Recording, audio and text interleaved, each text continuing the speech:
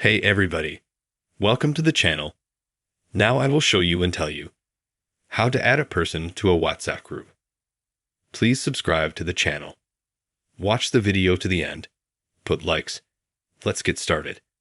To do this, we need to go to WhatsApp. Then we will find the chats where we are the administrator of the group. Now we go to the group. Click on the information at the top. Scroll down.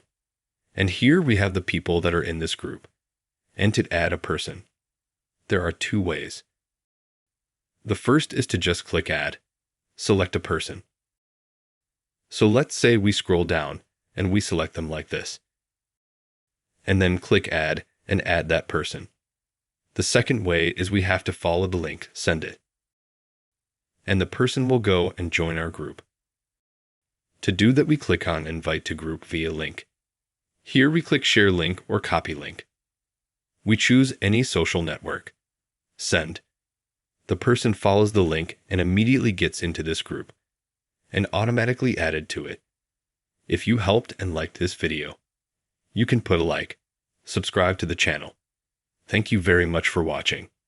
See you later. Goodbye.